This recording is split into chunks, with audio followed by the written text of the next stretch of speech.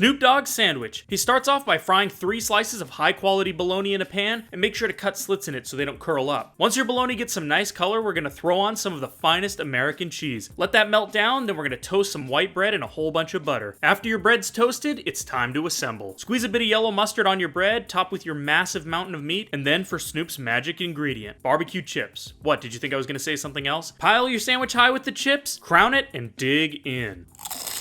The Elvis Sandwich. This is the sandwich that Elvis ate every single day. Start off by slicing an average sized banana, smear a generous amount of peanut butter on some high quality white bread, then toss your bananas on top. Next, we're gonna fry up a whole bunch of thick cut bacon. Make sure to start them in a cold pan so it can get extra crispy. Once your bacon's done, throw it on top of your sandwich and crown it with the other piece of bread. And if this sandwich wasn't unhealthy enough, we're gonna fry it in a whole bunch of butter. Get it nice and golden brown, slice it, and admire your creation. This sandwich truly is fit for a king. Guy Fieri's French Toast.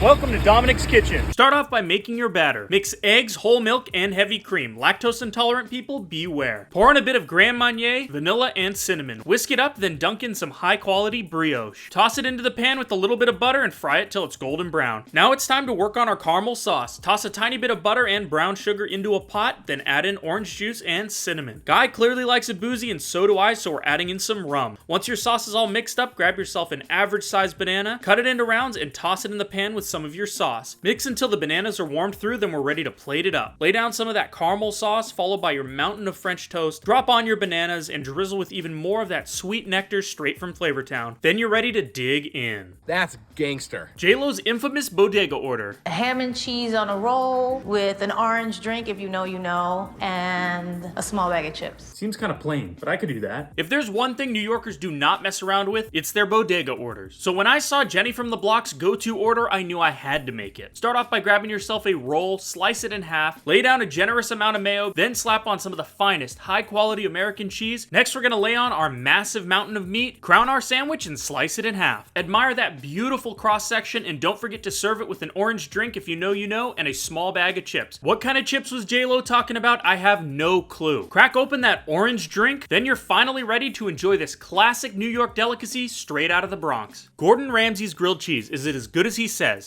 That's incredible. He starts off with some thick, rustic pieces of bread, make sure they're not too thin. Then slice up your cheese. He uses Asiago and Pepperberry Romano. I couldn't find Pepperberry Romano, so Locatelli Pecorino's gonna have to do. Grab a few knobs of butter and smear them on the outside of your slices. Make sure to season them with salt, and then it's time to assemble. Place on your cheese, followed by Gordon's secret ingredient, a whole bunch of homemade kimchi. Crown your king and cook it over an open fire just like Lord Ramsay does. Give it a few smashes, and when your bread is nice and toasty, you're ready to dig in. I'm so excited to see how this turned out. It's good.